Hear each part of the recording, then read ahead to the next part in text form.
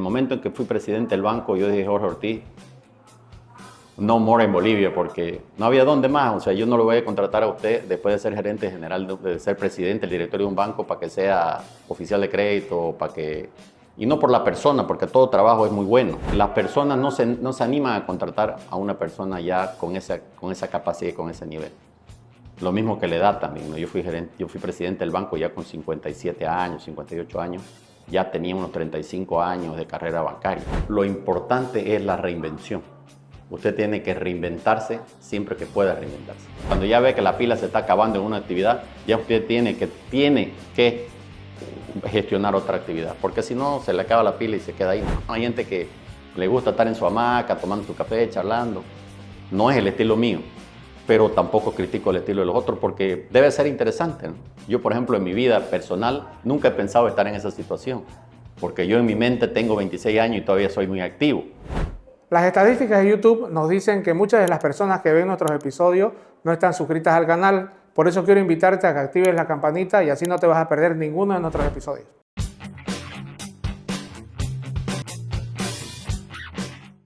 Bienvenidos Rockstars a un nuevo episodio. Estoy muy contento porque el día de hoy vamos a entrevistar a una persona muy especial. Estoy acá en compañía de Jorge Alberto Ortiz. Bienvenido Jorge, ¿qué tal todo? Muchas gracias por la invitación, Javier. Como siempre, un gusto estar con ustedes. Es un honor poder participar de su programa, de compartir con su gente, de sus seguidores y las personas que lo ven. Y estamos aquí, como siempre, firmes para comenzar una conversación, para poder compartir algunas ideas y aprender también de ustedes cosas pues, que pueden enseñarnos, ¿no? Yo lo conozco a Jorge desde que daba clase en la universidad, yo me acuerdo bien porque justo la materia que él impartía en ese entonces era una materia, o antes una materia después de la que yo daba, que era de las últimas. No me acuerdo si era negociación, estrategia, alguna de esas. Entonces de ahí empecé a ubicar, hicimos alguna amistad a veces porque o era vecino también de clases, así que estoy interesado un poco en que nos comparta su historia y para que también podamos hablar de diferentes temas, ¿no? Entonces, un poquito para la gente que no lo conoce, Jorge, ¿quién es Jorge Ortiz y por qué está haciendo especialmente ahora lo que está haciendo? A ver, Jorge Ortiz es un profesional cruceño que básicamente su foco mayor fue siempre el sistema financiero, banca de inversiones y ahora fondos de inversiones. Yo he tenido experiencia local, experiencia nacional e experiencia internacional. Creo haber sido un actor importante en dos cosas dentro de la banca boliviana y fue una bendición que me hubiera tocado. La primera, la formalización de la banca boliviana y la profesionalización de la banca, que fue cuando empezamos a hacer todo lo que era central de riesgo, a ir generando una banca técnica, una banca con datos duros. Y me tocó también después, cuando era presidente del Banco de Desarrollo Productivo, hacer una banca inclusiva, o sea, traer más gente a la banca y no dejar a las personas que sean de escasos recursos no tener cuenta corriente o no tener actividad bancaria. La pandemia fue importante para eso porque como no había el movimiento efectivo, tenía que hacerse a través de QR, tarjetas de crédito, donde la gente necesitaba tener cuenta corriente. Si yo creo que algo define bien, mi perfil profesional ha sido esa, ¿no? Y yo creo mucho en profesionalizarse, creo mucho en el crecimiento personal. Yo hasta ahora sigo estudiando y sigo aprendiendo y cada vez que me invitan a dar un seminario, a dar una clase o alguna cosa, yo doy gracias a Dios porque al conocer 20 personas, usted acaba aprendiendo más de lo que enseña. Entonces siempre estar en la academia es importante. También me declaro un académico compulsivo, a mí me gusta dar clase. Una de las alegrías más grandes que tengo en la vida es poder dar clase, poder compartir con personas. Y eso es una cosa que lo vengo haciendo ya desde el año 1983, fue la primera vez, ya son varios años. Y yo soy profesional del año 1985, tengo casi 40 años de experiencia ya de carrera profesional y más de docente porque cuando estaba estudiando ya era ayudante de cátedra y ya estaba en el esquema. Un poco eso es Jorge Ortiz, pero yo me considero una persona simple, accesible y una persona que siempre quiere estar en proceso de aprendizaje, ¿no? Profesor, y dígame, ¿usted cuántos años que trabajó en la banca? Eso por un lado, y por otro lado, ¿qué es lo más apasionante de trabajar en banca?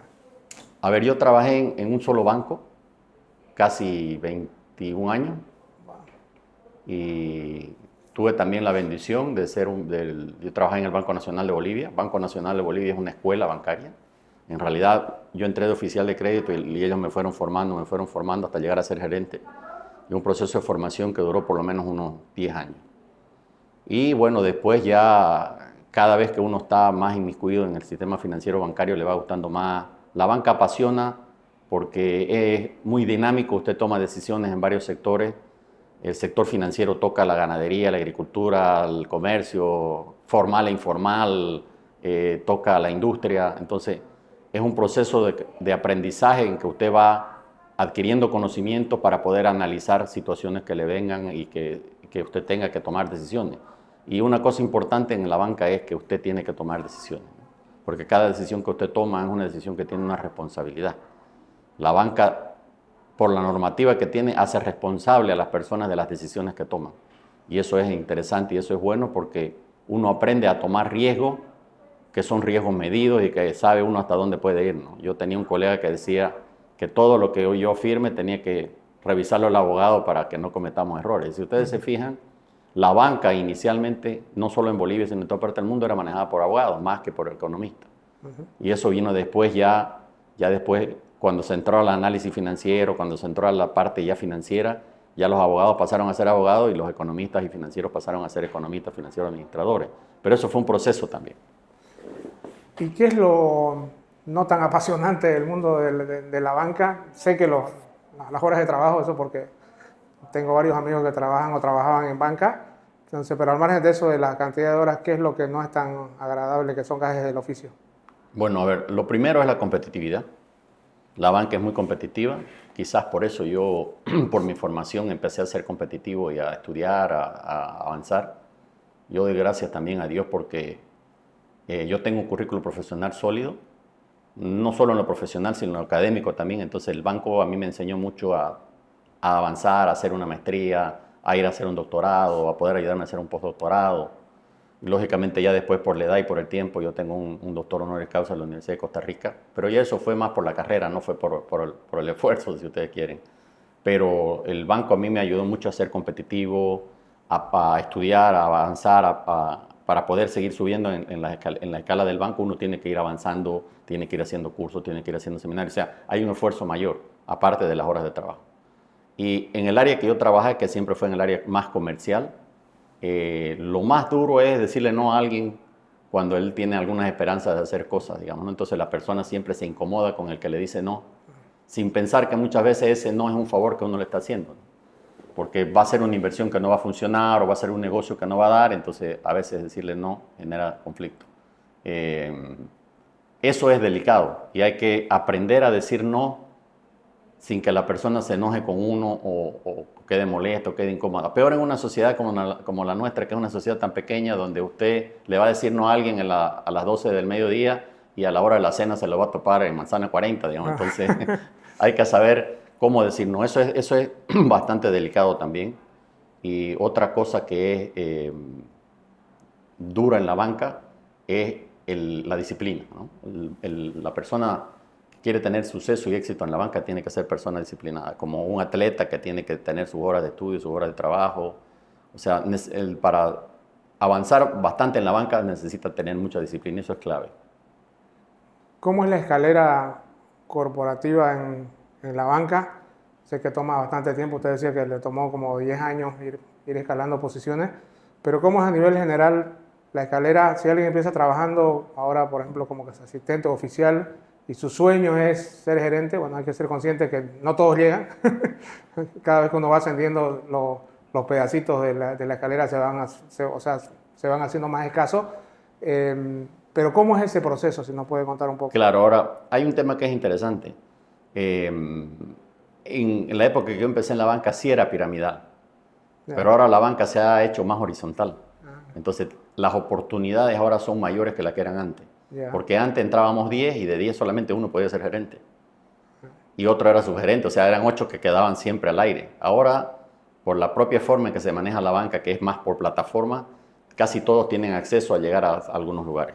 En Estados Unidos, por ejemplo, hay de cada 10, 9 son vicepresidentes, porque operan en diferentes sectores. Pero en el tiempo que yo trabajaba, por ejemplo, yo entré como oficial de crédito al banco y esa fue mi carrera, fue sobre el área crediticia. Yo no salía al área de operaciones, no salía al área contable, no salía al área de comercio internacional, pero sí me capacitaba para esas áreas, digamos, ¿no? Por ejemplo, una de las cosas que yo tuve que aprender, yo soy economista de carrera y tuve que aprender y tuve que estudiar eso de verdad, fue cuando me hicieron gerente en el banco, la parte contable. Porque si usted no sabe contabilidad, no puede firmar cosas o decidir cosas que no entiende. La contabilidad es básica para poder hacer finanzas.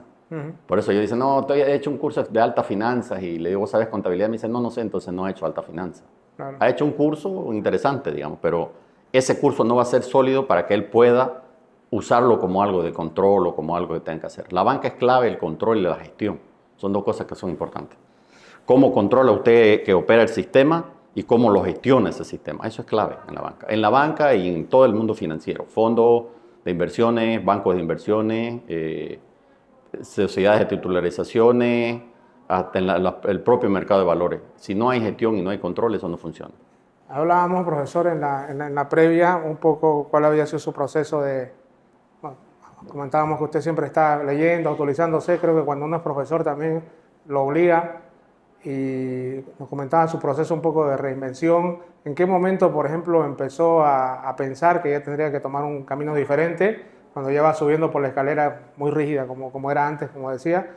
¿En qué momento el tiempo dijo, por aquí parece que ya va a terminar mi ciclo y tengo que empezar algo distinto?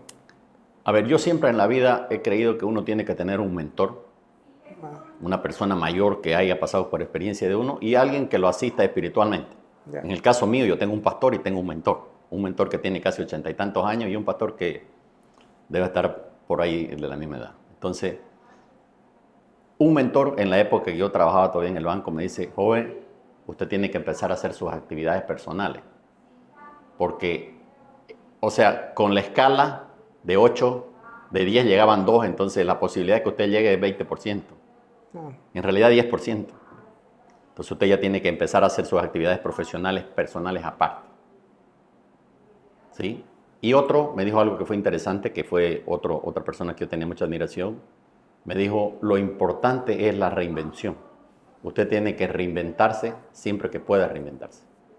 ¿No es verdad? Entonces, yo era una persona muy enfocada en el tema financiero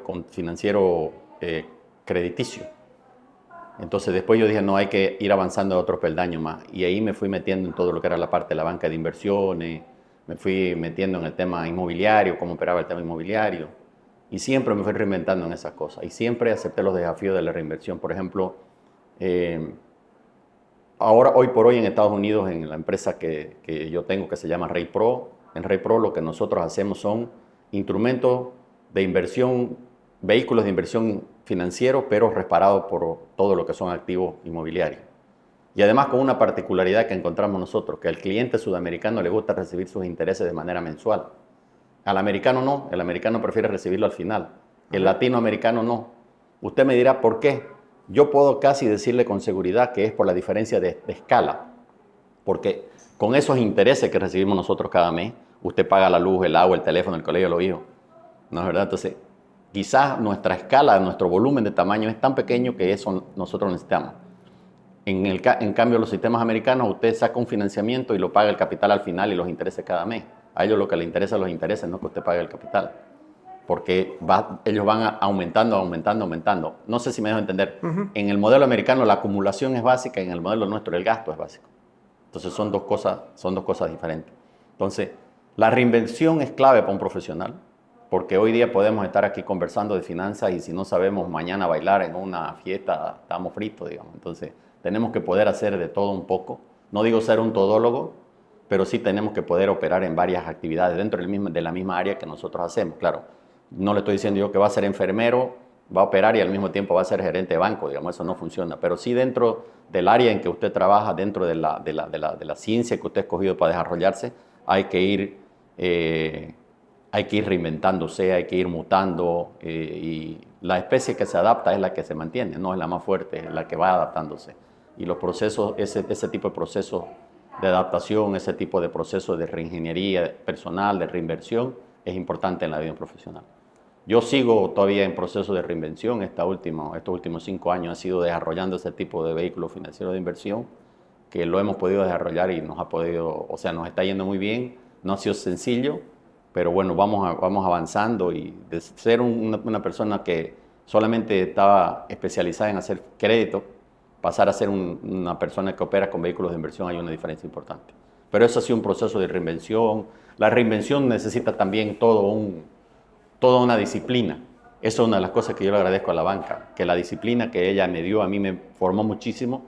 ¿Qué es la disciplina para mí? A pesar de no querer, tener que hacer. ¿No es verdad? O sea, yo puedo no querer levantarme hoy a hacer ejercicio porque me dio sueño, pero sí tengo que hacerlo, entonces tengo que hacerlo. La disciplina es vital, entonces cuando usted ve que ya las cosas se están, cuando ya ve que la pila se está acabando en una actividad, ya usted tiene que gestionar otra actividad, porque si no se le acaba la pila y se queda ahí nomás, ¿no? Mucha gente queda en el camino y vive feliz así también, ¿no? Porque también es un modo de vida, digamos, ¿no? Hay gente que le gusta estar en su hamaca, tomando su café, charlando. No es el estilo mío, pero tampoco critico el estilo de los otros porque debe ser interesante, ¿no? Yo, por ejemplo, en mi vida personal nunca he pensado estar en esa situación, porque yo en mi mente tengo 26 años y todavía soy muy activo, pero lógicamente cuando ya me esfuerzo como era antes, que yo llegaba a trabajar hasta 16 horas al día, ya ahora si aguanta unos 5 o 6 horas ya lo siente, ¿me entienden? O sea, la mente puede estar muy activa y puede tener una edad diferente que la edad cronológica que usted tiene, pero a la larga la edad cronológica pesa. Claro. Porque usted llegó a ser presidente de un banco, que no es poca cosa, digamos, ¿no? Entonces, cuando era presidente del banco, ¿pensó en cuál iba a ser su actividad siguiente? O sea, yo se lo pregunto porque hay mucha gente que va escalando, si bien es cierto que ahora se abren mucho más espacios porque está más horizontal la banca, como comentaba, pero llega un momento del tiempo donde uno dice, bueno, ya llegué hasta este nivel, me voy haciendo algo mayor y las carreras corporativas se acaban en algún momento. Por eso le preguntaba en qué momento del tiempo pensó que se iba a acabar y le quedaba un poco tiempo y si pensó cuál iba a ser su siguiente paso. A ver, yo creo que generalmente mi vida siempre ha sido por la gracia de Dios más que por el esfuerzo mío. Lógicamente Dios no es un Dios de hamaca, Dios es un Dios de laburo y Él premia a las personas que laburan. Entonces, en el caso mío, yo cuando estaba de presidente del Banco de Desarrollo Productivo, yo entendí que ya mi próximo paso no era local. Yo entendí ya que yo tenía que salir al exterior a buscar nuevos horizontes y a buscar otras cosas por hacer. Y lo primero que hice fue salir al lugar más cerca, que era el Paraguay, donde se formó una empresa con el mismo nombre de la empresa que yo tengo en Bolivia, de consultoría. Y el mercado paraguayo es un mercado interesante. De ahí fue invitado a trabajar a Brasil. Y en Brasil también un lugar interesante. Bueno, yo soy formado en Brasil. Toda mi carrera profesional, la más fuerte, la más dura, fue formada en Brasil. En la Universidad de Brasilia y en la Fundación Getúlio Vargas. Entonces, Brasil para mí era volver a mis raíces, si usted quiere, profesionales, ¿no? Pero en Brasil mismo me invitaron a hacer un trabajo en Banco do Brasil y eso fue en Estados Unidos. Y ahí fui a Estados Unidos y me di cuenta de cómo era el mercado americano. A mí me contrataron para hacer el proyecto de la digitalización del Banco do Brasil en América, en Estados Unidos. Y me contrataron como senior, como una persona que entendía de banco, porque mi colega más viejo que yo tenía 27 años. Que todos eran altamente digitales y, o sea, ellos estaban haciendo un trabajo de digitalizar un banco, pero no tenían idea cómo operaba un banco. Entonces, yo era el intermediario entre la dura y pura realidad tecnológica con la realidad de cómo se hace un procedimiento en un banco. Entonces, fue una experiencia para mí engrandecedora y gracias a esa gente, esa gente joven con la que me tocó trabajar, yo pude ver otras cosas, digamos, ¿no? Viéndolos a ellos, a ver, ¿qué estás haciendo? Estoy aplicando en la bolsa de valores, he ganado 100 pesos, he ganado 200. ¿Y cómo es eso? ¿Y qué hacen? Y uno va metiéndose y va viendo. A pesar que el Banco de Desarrollo Productivo es un banco de inversiones, por si acaso. El Banco de Desarrollo Productivo en Bolivia es un banco, creo que uno de los pocos bancos que es un banco de inversiones, porque es un banco que tiene un segundo piso que se llama, que es un banco que hace operaciones de inversión. No solamente es un banco de primer piso que hace financiamiento, cajas y demás cosas. O sea, es un banco interesante. Un poco eso fue digamos, yo, lógicamente, los vientos a favor lo llevan a uno a lugares que uno no se imagina estar. Yo, en principio, pensaba ir al Paraguay, de Paraguay fui a Brasil y de Brasil fui a Estados Unidos. Fue todo un camino interesante y fue un camino de mucho aprendizaje. El momento en que fui presidente del banco, yo dije, Jorge Ortiz, no more en Bolivia, porque no había dónde más. O sea, yo no lo voy a contratar a usted después de ser gerente general, de ser presidente del directorio de un banco para que sea oficial de crédito, y no por la persona, porque todo trabajo es muy bueno, sino porque las personas no se animan a contratar a una persona ya con esa capacidad y con ese nivel. Lo mismo que la edad también, ¿no? Yo fui presidente del banco ya con 57 años, 58 años, ya tenía unos 35 años de carrera bancaria, entonces ya entendía bien cómo era el procedimiento y cómo eran los procesos. Eso. ¿Qué le recomendaría a alguien que está quizás en ese proceso ya o llegando ya a no sé si suena mal, pero la última etapa de esta carrera corporativa ya en una gran empresa y que tiene el deseo de hacer algo adicional? ¿Por dónde comienza? ¿Por dónde empieza? Claro, es que yo no creo que sea malo decir que ya está en la última etapa. Más bien yo creo que es bueno que nosotros definamos las etapas de nuestra vida. Una persona que no tiene un plan de vida, que no tiene más o menos una visión, es como le dicen en el País de la Maravilla, cuando llega donde el espantapájaro, le dice: espantapájaro, ¿para dónde van estos caminos? Y le dice al espantapájaro: ¿dónde vas vos? No sé, cualquier camino es bueno. Entonces, en ese caso, digamos, lo importante es tener un plan de vida, lo importante es saber cuándo son las etapas que uno tiene. Y eso, hay dos características clave que uno se da cuenta. Una es la característica de la limitante física, porque los años son lo más pesados en cualquier elección de un profesional, si nos vamos a verlo profesionalmente. Y otro es la presión que usted sienta o la alegría o no alegría de estar donde está. ¿No, verdad? Para mí siempre una de las señales más fuertes que yo he sentido es cuando yo me he sentido incómodo en un lugar, ya es el momento de, como decimos en buen cruceño, pelar. Ya no hay condiciones de seguir. Y la edad es limitante también. Eso, si ustedes se ponen a ver, eso en cuestiones de datos duros y concretos, las personas a partir de 40 años en esta etapa ya son personas que se consideran mayores ya, ¿no? O sea, generalmente la edad más fuerte de trabajo es desde los 22 años hasta los 40 años. Estamos hablando del mundo financiero, ¿no? Y en general de todas las otras cosas también, digamos, ¿no? Porque hasta en la propia construcción no va a contratar usted a una persona de 62 años para calzar bolsa de cemento y va a dejar de contratar a uno de 19 que está con toda su energía. Entonces, uno tiene que ir haciendo esa medida. ¿Cómo van mis años y a dónde yo quiero, cómo me siento donde estoy? Y hay que ir mutando porque la mutación es clave. Si no hay eso, uno se va quedando, digamos. Entonces, yo creo que siempre lo que lo incomoda a uno es lo que lo hace crecer muchas veces, ¿no? Lo que a veces lo hace sufrir a uno es lo que lo hace a uno ser mejor persona o ir avanzando, ¿no? Porque si uno está en una zona de confort donde se siente bien con lo que está haciendo, no tiene problemas, puede quedarse 1000 años de oficial de crédito. Puede quedarse desde que el día 1 hasta el día que lo saquen, digamos, que uno se tenga que ir, ¿no? Y ahora más que nunca, y es un tema interesante, que es un tema que podríamos conversarlo 100 horas, que es un tema de que ya la inteligencia artificial está empezando a generar un conflicto interesante en lo que es el tema laboral, digamos. Entonces, a medida que la inteligencia artificial se vaya desarrollando más, fíjese que la inteligencia artificial es nueva, no tiene 10 años. Imagínense lo que ha hecho hasta ahora, imagínense de aquí a 40 años, a 30 años lo que va a hacer la inteligencia artificial. Entonces, si nosotros no aprendemos a manejarnos con el tema de la inteligencia artificial, si no aprendemos a ser parte de la inteligencia artificial, muchas de las profesiones que hay ahora ya no van a existir.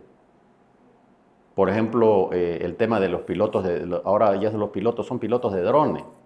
Ya no necesita, él puede estar en México y el avión puede estar volando en Canadá, digamos. Entonces, y muchas de esas cosas es importante entenderlas y eso es clave, la reinvención. Si no, nos vamos a quedar atrás. Yo conozco personas que se han reinventado, por ejemplo, tengo unos amigos ahí que ellos trabajaban en la construcción, pero ya después dijeron, bueno, ya no se puede por cierta edad y ahora lo que hacen son paseadores de perros. Van digamos, tienen su cliente que tiene su perro, que ellos trabajan y no pueden estarlo paseando al perro, entonces les hacen pasar $30 la hora de paseo de perro. O sea, no les va mal, digamos, ¿no? Imagínense que se agarren 10 perros, son $300, multiplíquelo por 15 o por 20, digamos. Entonces, esa es una forma de reinversión. Usted se da cuenta que tiene capacidad para hacer eso, detecta la oportunidad que tiene, el mercado está activo y hay que chaparse ahí nomás, hay que meterse. Pero aquí hay un problema que es muy complejo, que usted si usted no está preparado, usted no ve la oportunidad. La oportunidad puede pasar por su casa y usted no la ve porque usted no está preparado para la oportunidad. Que nos ha de haber pasado, usted le debe haber pasado, a mí me ha pasado que me han invitado a hacer algo y por alguna falta que yo tenía de profesionalizarme en eso, no fui más allá. No, yo, por ejemplo, podía estar trabajando en Nueva York si mi inglés fuera mejor. Pero como no es, me he quedado nomás en la Florida, digamos, donde el mundo latino es más operativo. O sea, lógicamente a mí me gustaría todavía poder trabajar en Nueva York, pero para eso tengo que mejorar mi inglés y tengo que mejorar no solamente mi inglés, el hablar inglés, sino el escribir inglés y entenderlo perfectamente. Entonces, todavía hay tareas por hacer. Yo todavía tengo hartas tareas por hacer y yo tengo proyección por lo menos hasta unos 20 años más, digamos, ¿no? Si es que Dios quiere que eso se cumpla y si no, bueno, quedó el plan. Pero no tener un plan es un gran error. O sea, decir no sé qué es lo que va a pasar mañana, pasado, de aquí a 10 años, de aquí a 5 años, o sea, es malo.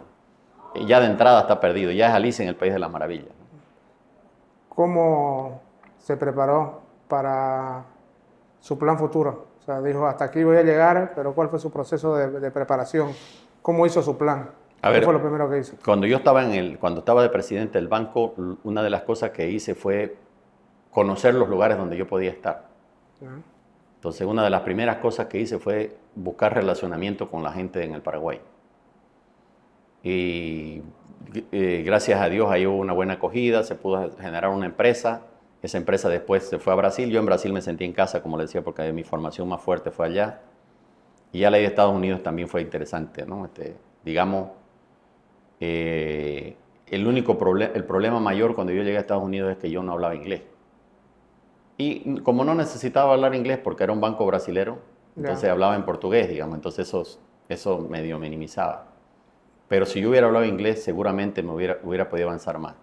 Personalmente yo veo más el mercado latinoamericano y el mercado brasilero en donde trabajo, en las dos empresas con las que yo tengo, que el mercado americano, ¿no? Y es por esa limitante, que yo creo que hoy por hoy es el inglés, pero por lo que se ve a futuro va a ser el chino mandarín el asunto, porque la China se ha puesto muy activa económicamente y ellos tienen una manera de actuar que es interesante, tienen una cultura diferente a la nuestra y esa es una de las cosas que hay que ir aprendiendo, ¿no? Ya, de nuevo, el mundo está mutando, el mundo siempre está en permanente cambio y eso es lo que hay que hacer. Lo único seguro que hay es el cambio. Nada más, digamos, lo demás. ¿Y cómo lo genera uno? ¿Cómo se hace? ¿Cómo uno puede tener control del cambio? La única forma es que usted lo genere. Si usted va generándolo el cambio en su persona, si usted va generando el cambio en su empresa, usted puede tener un cierto control de la situación. Pero si usted está abriendo la boca ahí como paparuco, esperando que pasen las cosas, cuando acuerda se lo lleva el tren y uno no sabe de dónde salió. Entonces, es importante estar atento en las cosas que vienen, en lo que está pasando. El mundo está cada vez más rápido, cada vez más acelerado. Por ejemplo, en el mercado de valores usted puede tener operación en un mismo día en 2 o 3 bolsas por las diferencias de hora, por la velocidad de la información. Entonces, el hacer recursos es más simple si usted quiere. Por ejemplo, estaba viendo ayer, Elon Musk ya no es el hombre más rico del mundo, y hay otro que lo ha traspasado, el dueño de Oracle. O sea, y lo ha traspasado 3 veces, y eso es un tema de valoración de acciones. Entonces, estamos en una situación en la que realmente nosotros todavía no la entendemos y no la vemos, ¿no? Quizás tenemos que ser un poco más águilas y menos gallinas, digamos, ¿no? O sea, no estar picoteando en lo que estamos sin poder levantar la vista y ver que otras cosas existen, porque nos va a llegar eso, nos llega de alguna forma o de otra. Quizás no con la velocidad que está llegando en los otros países, pero sí nos llega.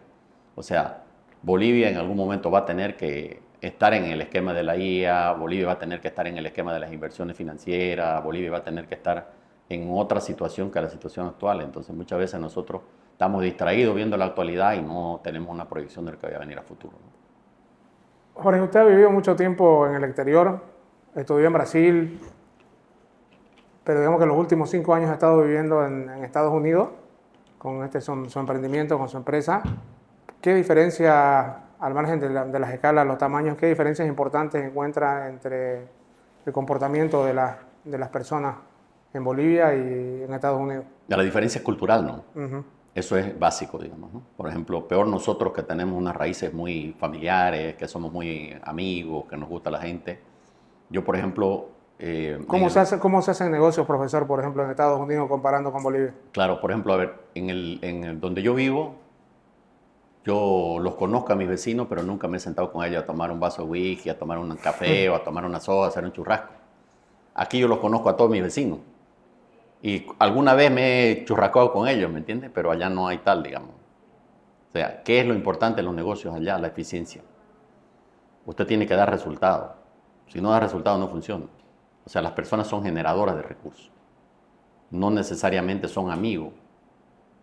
Yo le mostraba al principio de la conversación una despedida que yo hice con mi socio, donde le decía, muchas gracias por todo lo que haces por mí. Y me dice, Jorge, no te preocupes, ganemos plata. O sea, cero sentimiento.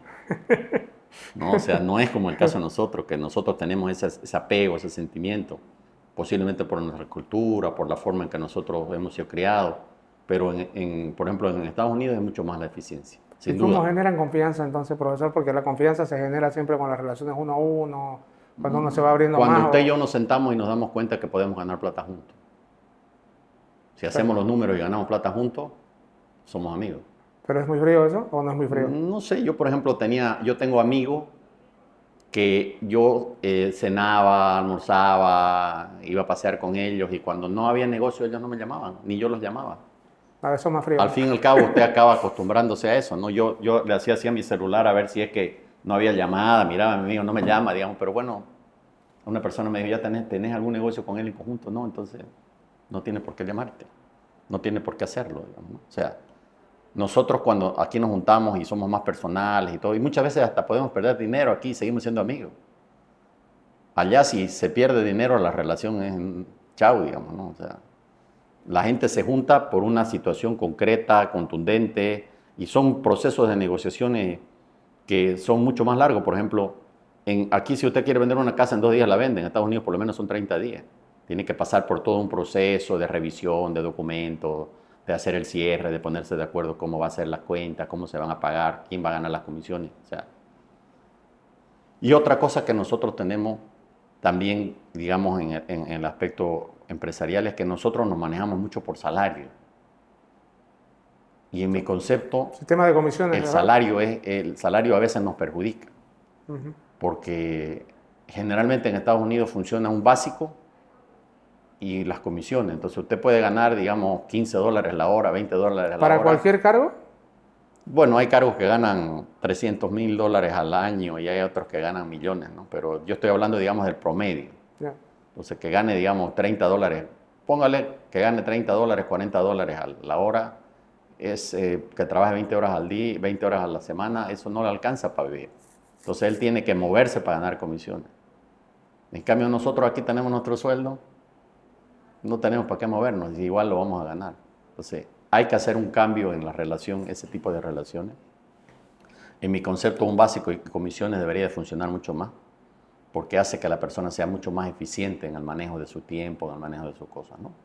Si yo tengo mi salario, lo único que tengo que hacer es esperar que llegue el 30 y es que esté abonado en mi cuenta corriente. Claro, ¿no? Lo que pasa es que el sistema de comisiones, profe, aquí solamente tenemos para vendedores, para cobradores, y pare de contar. Claro, pero deberían de tener todo. Por ejemplo, un cambio importante en mi vida fue dejar de recibir sueldo y tener que bandeármela desde el 1 hasta el 30 para poder tener mi dinero de nuevo. Entonces, ser empresario ser empleado por cuenta propia tiene una característica diferente a la característica que tiene ser empleado por salario. Porque usted no tiene fatiga.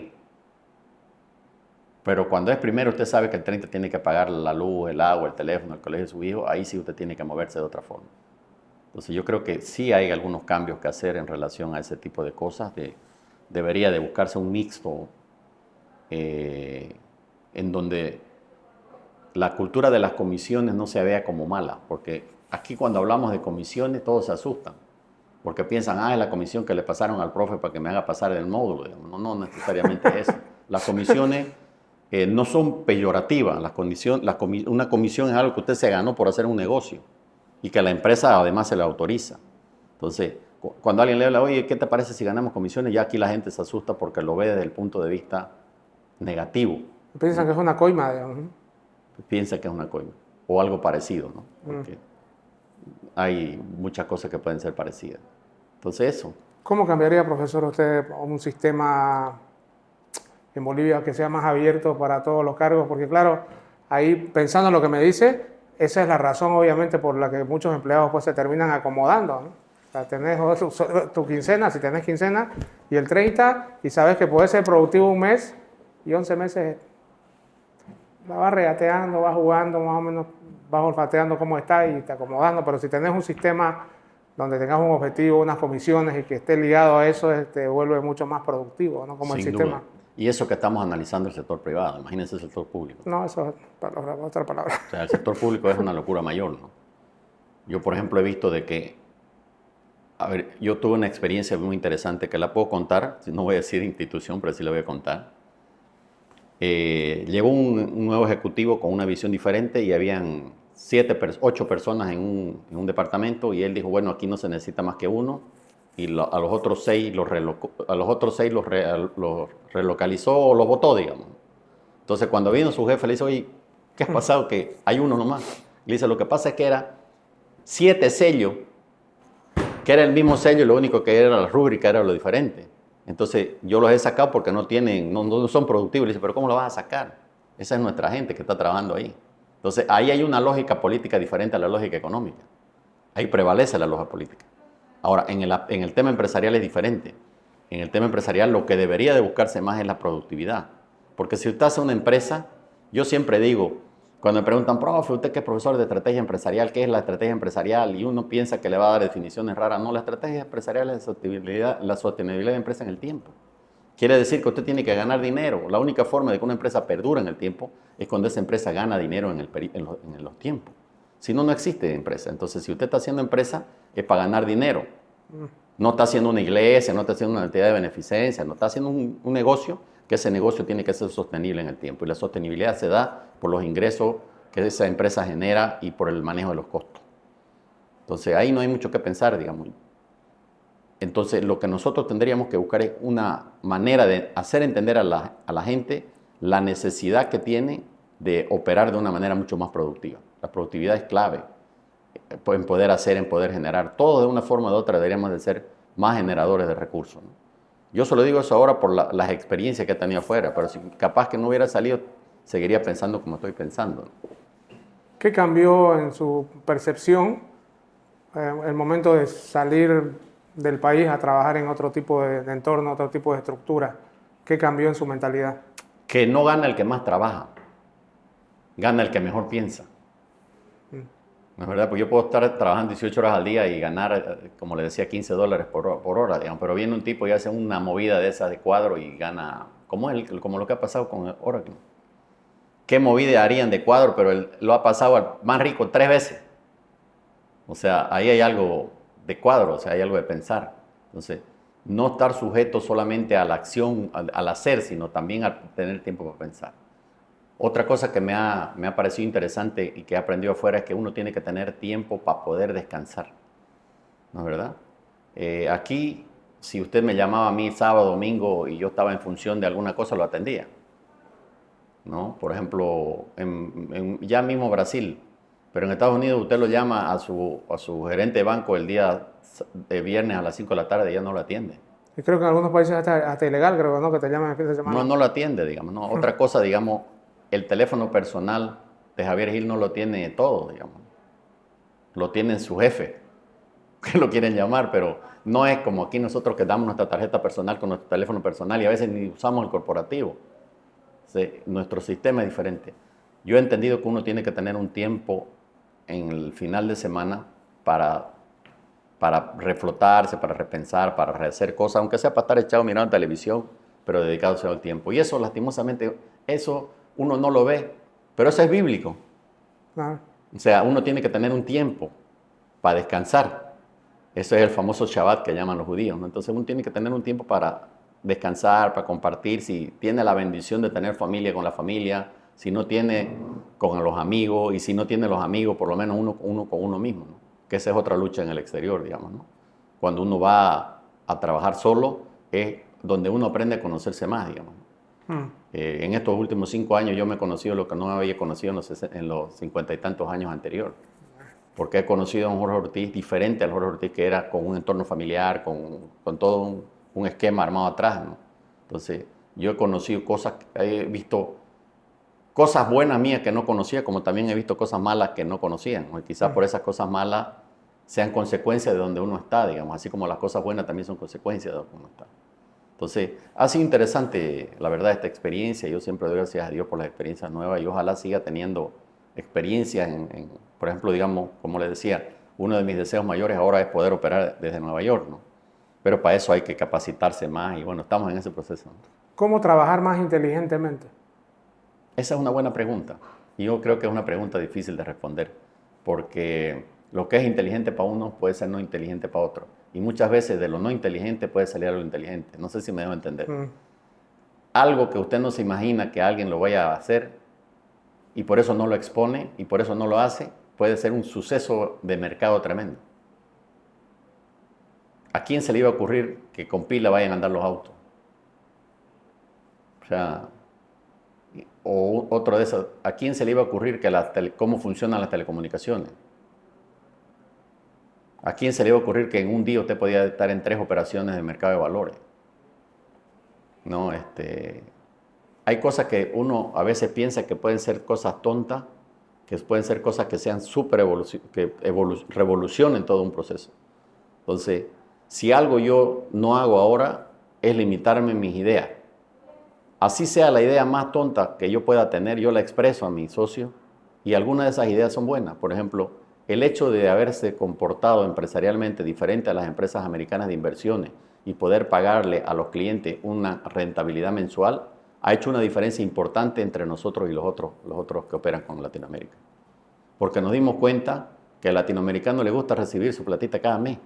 Él se siente seguro con que usted le pague cada mes. Ahora, si usted le va a pagar al final, lo es, de eso ni ellos ni uno sabe, digamos.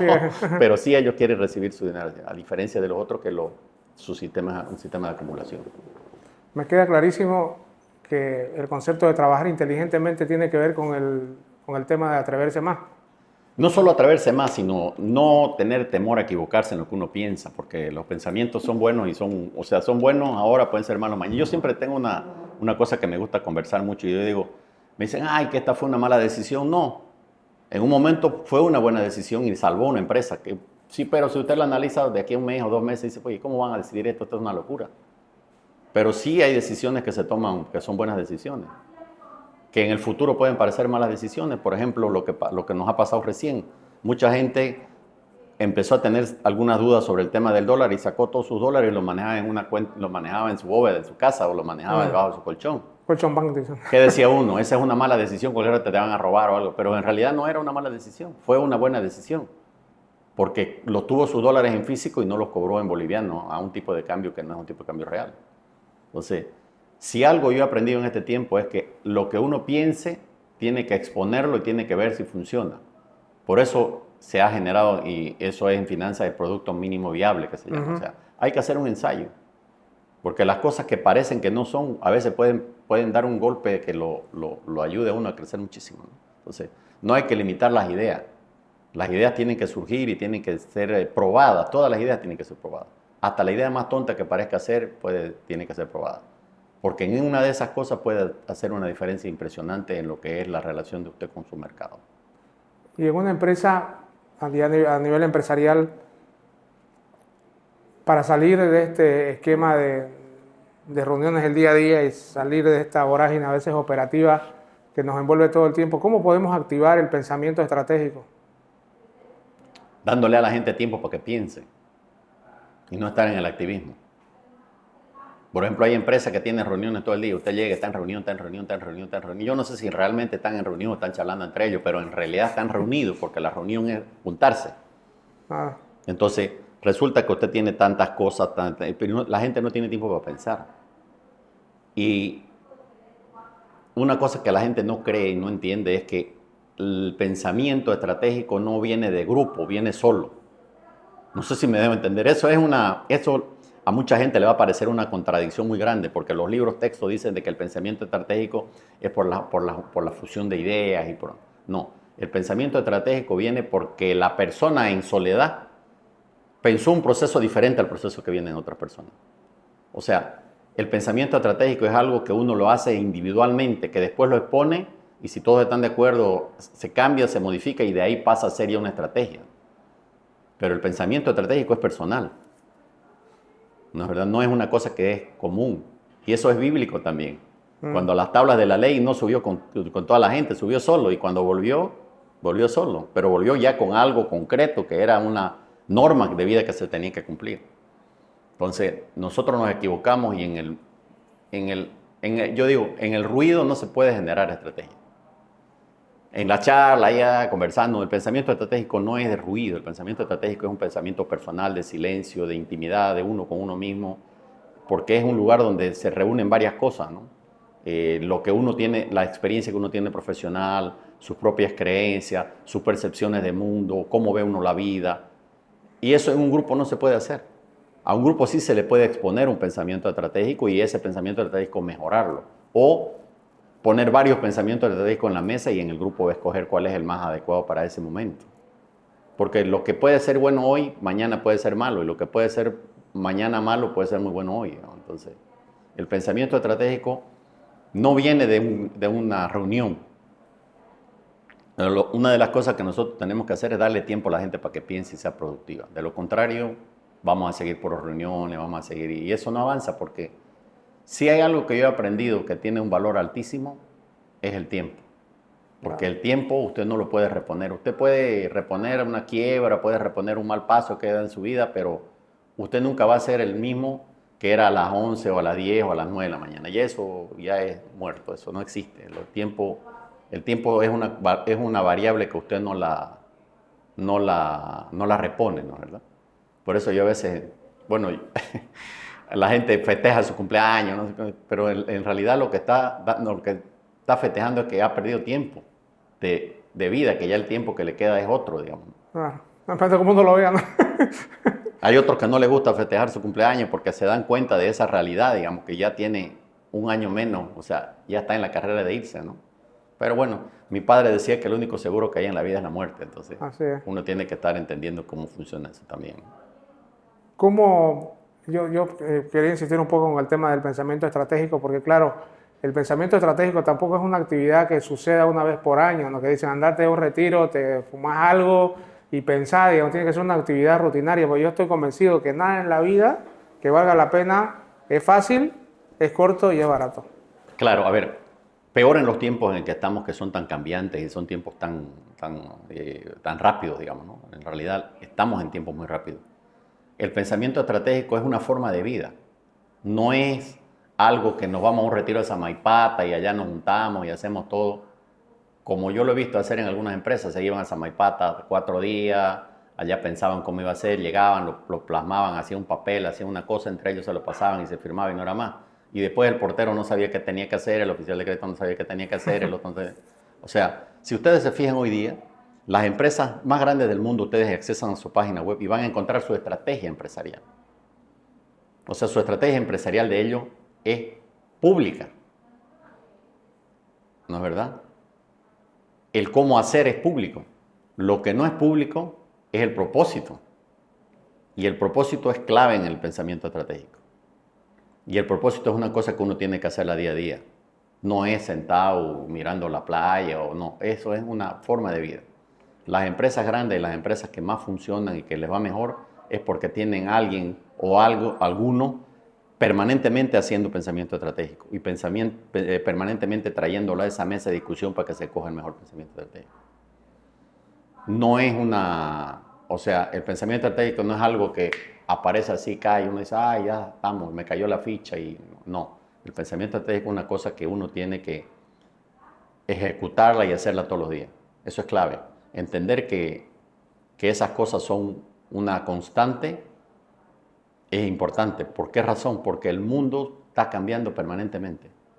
Y lo que es bueno ahora, mañana puede que no sea. Entonces usted tiene que estar permanentemente en una actitud de pensar estratégicamente. Es la única forma de salir adelante en estas situaciones. El mundo en realidad está complejo. El mundo está súper complejo por varias razones.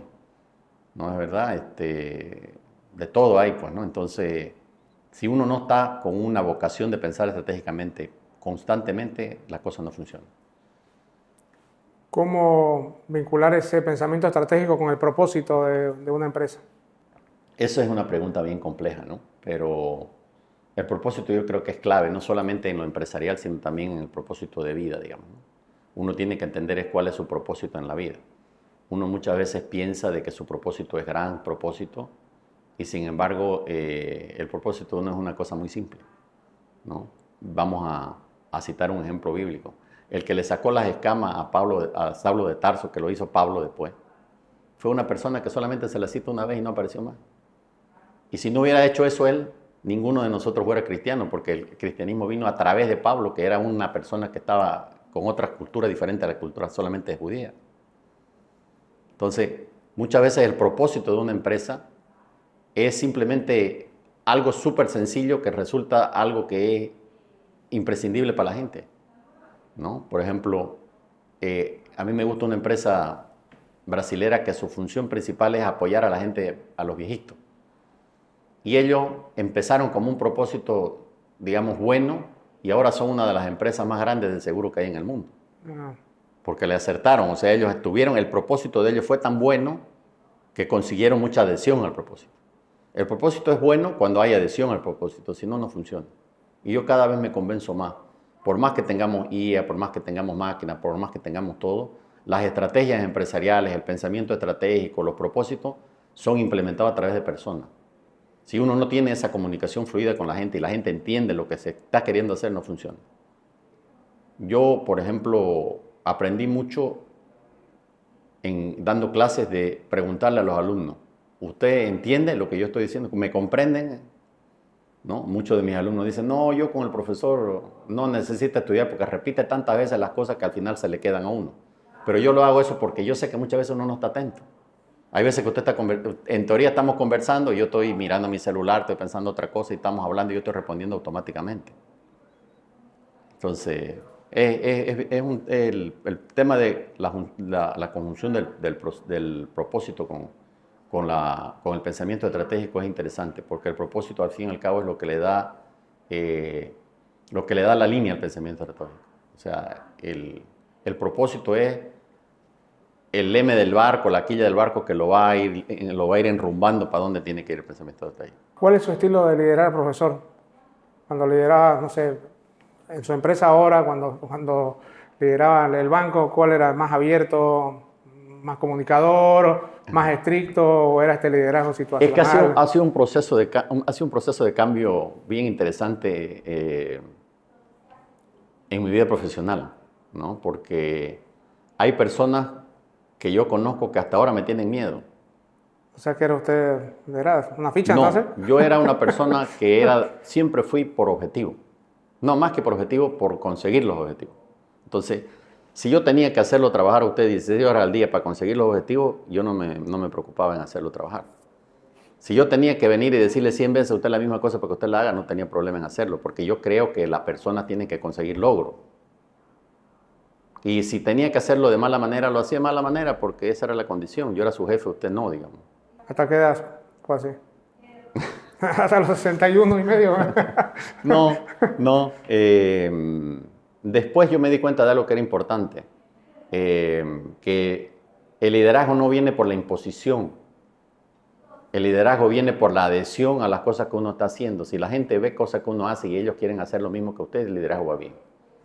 Yo siempre digo a la gente, si usted habla de que tiene que llegar temprano a su trabajo a las 6 de la mañana y usted es flojo, cómprese 2 autos iguales y póngale la misma placa para que lo deje uno ahí, para que cuando la gente llegue diga, está el dueño aquí trabajando, ¿no? Porque si no, no funciona. La gente no hace lo que uno dice, hace lo que ve que uno hace. Claro.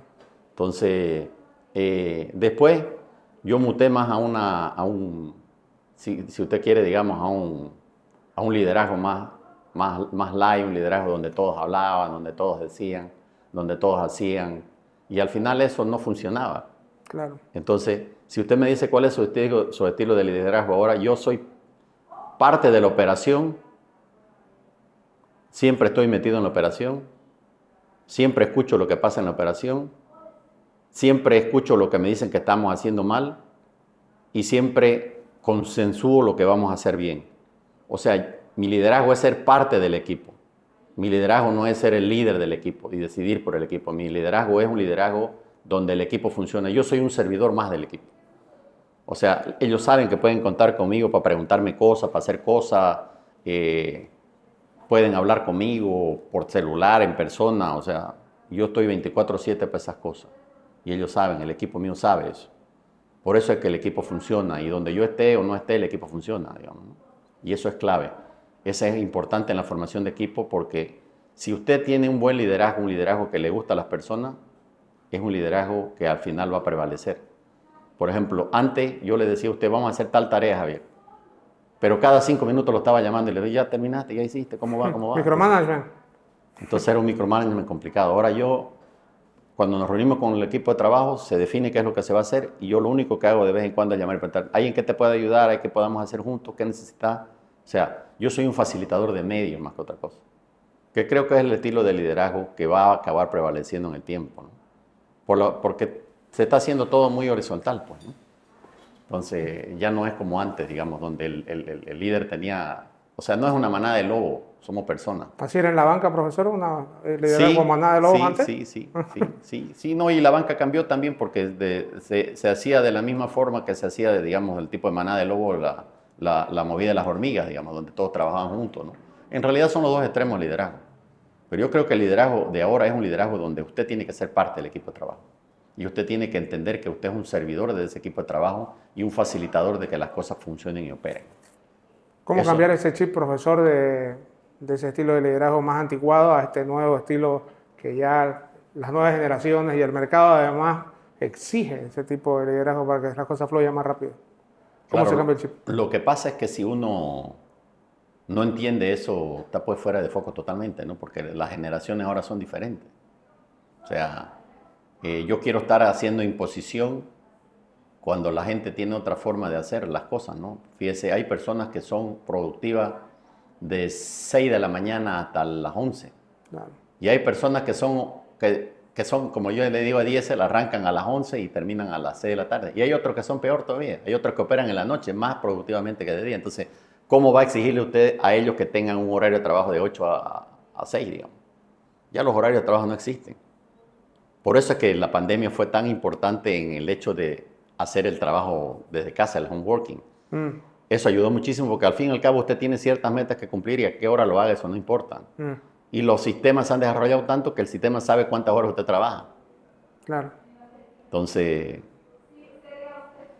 las personas que no cambien se va a topar con esa realidad que es una realidad durísima, ¿no? Entonces se va a dar cuenta de que no es llamándolo por teléfono y tratándolo mal como era antes a la persona, sino es más bien apoyándolo, ayudándolo y acomodando sus horarios, ¿no? Más bien el liderazgo ahora, los líderes ahora tienen un peso mayor que el peso que tenían los líderes antes. Porque ahora, como hay mucho el tema del home working, esa cosa, su operación mayor es atender gente. ¿No? Los líderes ahora se han convertido en coach o en psicólogo, digamos, ¿no? Porque usted tiene que estar resolviéndole problemas a la gente o tiene que estar coachándolo para que esa persona vaya más para adelante. Y no es porque necesariamente sea buena gente, es porque en una industria el que no es productivo no funciona y eso va a generar que no sea sostenible lo que usted está haciendo en el tiempo. Entonces, el mismo modo operativo que se tiene ahora hace que ya ese liderazgo duro, ese liderazgo firme, ya no se puede hacer. Además, que usted no puede hacer ni malo con la gente porque no los ve. Claro. Yo hay colegas de trabajo que los conozco cuando nos juntamos para capacitación porque ellos no tienen la obligación de estar en la oficina, ellos tienen la obligación de hacer negocio afuera de la oficina. ¿Cuántas personas tiene su...? 20. En realidad nosotros tenemos fuera de la calle 2.500 personas, pero la operación nuestra son 20 y tenemos otra suboperación que son 250. ¿Por qué 2.500 personas? Porque son vendedores, están vendiendo productos financieros. Ah, ok. 250 son los que operan a esa otra cantidad de gente de los servicios que ellos venden. ¿Y cómo se hace para tener tan poca gente y apalancar con tantos vendedores? Porque usted tiene un sistema. La clave es el sistema, le cuento. Claro. O sea, los grandes magnates y la gente que más cosas ha hecho en el mundo ha sido porque ha podido hacer un sistema que haga algo que él puede hacer, que él tendría que partirse en 1000 para hacerlo. Si uno consigue sistematizar las cosas, eso es mucho más fácil. Lo importante, por ejemplo, del desarrollo de las ciencias de la computación ha sido la sistematización, porque eso ha hecho que se pueda hacer más fácil los procesos, los procedimientos. Entonces, nosotros tenemos un grupo que sale a vender, un grupo que recibe todos los pedidos y un grupo que aprueba o desaprueba las cosas que vienen. Entonces viene como cirniendo. Ya a nosotros nos llegan las cosas mayores o nosotros estamos en otro tipo de actividades, digamos, que son actividades importantes y que hay que hacerlas también, ¿no? El relacionamiento empresarial, el pensamiento estratégico, el control de la gestión, el micromanagement. O sea, hay que estar en todo. Claro, es que la única forma de escalar es sistematizar, no hay otra. Sistematizar, no hay otra. Profesor, ¿qué libro podríamos recomendar a la audiencia bueno, primero libros que le hayan marcado, que pueda recomendar a la audiencia? Me imagino cuál me va a decir primero, así que ya lo tengo en mente. Pero ¿qué otros libros, además del que me va a decir en primer lugar, seguro, podría recomendar a la audiencia que pueda leer? Desarrollo personal, estrategia, lo que haya leído y lo que recomiende.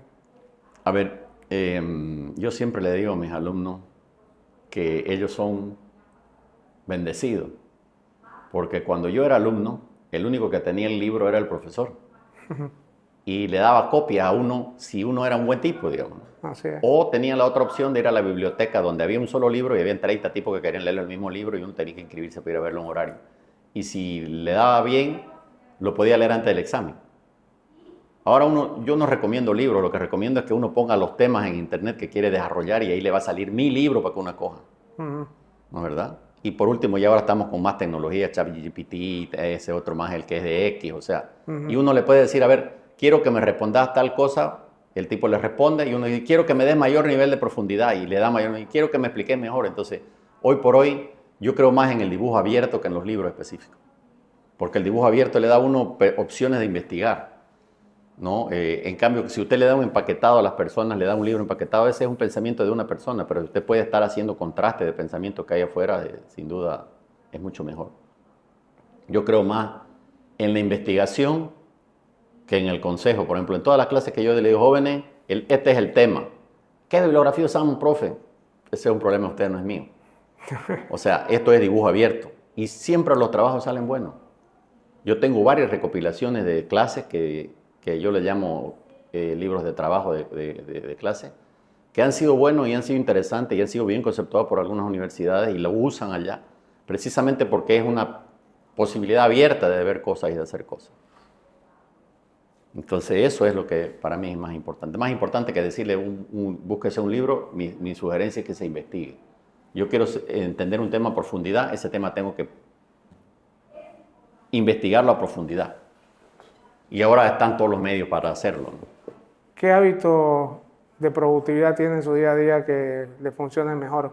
De lo que sea, de ejercicio, leer 5 minutos, hacer yoga, meditar, lo que usted quiera. A ver, yo le voy a decir, más o menos mi hábito de trabajo. Yo tengo un socio que es mi socio mayoritario, que es Dios, y yo tengo una reunión con él todos los días de 6 a 7 de la mañana. Yo tengo una reunión con él, no es un devocional porque a veces la gente confunde cosas, piensan que dicen, no, la intimidad con Dios es estar en la iglesia todo el día, es estar en la misa, es estar dando vueltas con la procesión, ¿no? La intimidad con Dios es una charla que usted tiene como la que tenemos nosotros, por eso se ha desarrollado una amistad entre nosotros, porque estamos hablando francamente de las cosas que queremos. Entonces, yo tengo esa hora que siempre es la primera hora del día, la primera hora de mi día, que se la dedico a mi socio principal, donde converso con él y le expreso mis problemas, mis penas, mis no penas, mis alegrías. Y uno recibe a veces muchas cosas, muchas instrucciones, a veces no recibe ninguna. Porque ni siquiera merita responderle algo que ya usted lo tiene la solución y lo que usted no quiere es hacerlo. De ahí yo hago ejercicio, voy un poco al gimnasio y ando.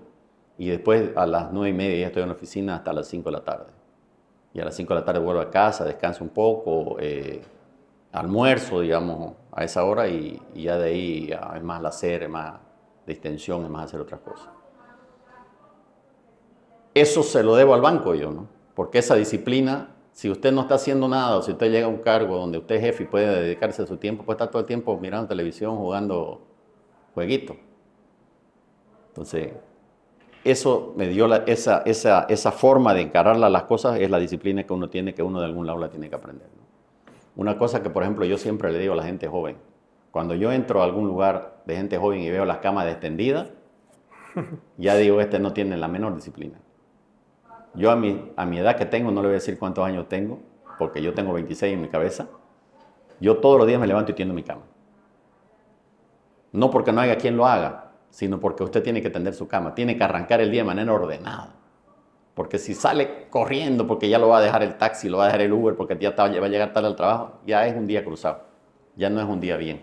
Entonces, lo primero que uno tiene que empezar su día es organizándose mentalmente uno, qué es lo que uno quiere, cómo uno quiere. Yo no trato de convencer a nadie, cada uno tiene su fe y me parece fantástico, pero sí cada uno tiene que empezar su día organizándose, cultivándose para estar bien físicamente y mentalmente, para poder desarrollar su actividad que tiene que desarrollar en el día de una buena forma, porque cada vez las cosas son más exigentes, ¿no? Yo me acuerdo, digamos, de las preocupaciones que tenía cuando empecé mi carrera bancaria a las preocupaciones que tengo ahora y son totalmente diferentes, ¿no? Antes me ahogaba en un vaso de agua, ahora ya uno lo pasa el vaso, digamos, vaso completo, entonces hay una diferencia grande, ¿no? Su mensaje para el mundo, profesor. Que hagan el bien siempre, porque eso al final tiene rédito, ¿no es verdad? Y yo tengo algo que es interesante. Yo creo que uno tiene que ser arrojado en la vida. Porque las personas que no son arrojadas no consiguen arrebatar lo que tienen y lo que pueden conseguir. Entonces, el hecho de ser arrojado, osado, en portugués se dice intrépido, por ejemplo, eso es importante. Porque de lo contrario usted no se anima a hacer nada. Porque siempre va a estar con temor a decir, no, me equivoco, no me equivoco. Un osado, un intrépido, una persona que es arrojada, puede equivocarse totalmente en lo que está haciendo, pero ya hizo el intento de hacerlo, ya sabe que es una cosa que no debe hacer.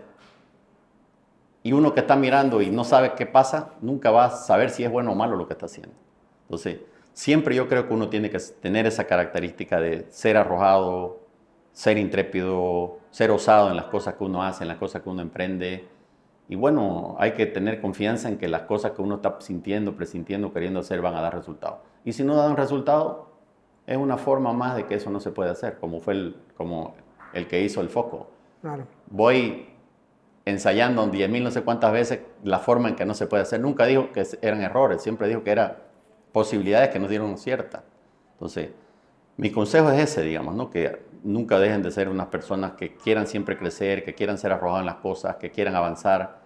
Y es importante tener un plan de vida, saber lo que uno quiere a futuro, porque el que no tiene un plan de vida no tiene un propósito y no tiene una forma de ser, como les decía.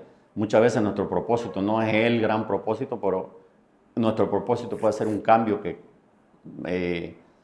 un país lo haga totalmente diferente, el mundo lo haga diferente, la vida la haga diferente. Entonces, a veces los propósitos que nosotros vemos que son pequeños son propósitos que pueden ser grandísimos, ¿no? Muchas veces, por nuestra propia manera de ver las cosas y siempre pensar en lo grande, es que no vemos que lo pequeño puede ser muy importante.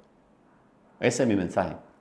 Gracias, Jorge, por la entrevista. Me encantó mucho y, como siempre, Javier, aprendiendo mucho. Como siempre, un gusto estar con usted, una alegría, un honor poder conversar con usted. Usted es un profesional brillante y de mucha experiencia también. Y yo siempre que vengo al programa sudo un poco porque sé que las preguntas que usted hace son preguntas bien pensadas y no son preguntas aleatorias, sino son preguntas que las ha pensado bien. Y gracias por el tiempo que me dedica. Y bueno, estamos ahí para cuando ustedes me necesiten. Un gusto, un abrazo grande a todos los que nos están viendo. Y bueno, vamos para adelante, que eso es lo más importante. Éxitos en su emprendimiento y sus negocios, profesor. Muchas gracias, muy, muy amable a todos. Saludos, gracias.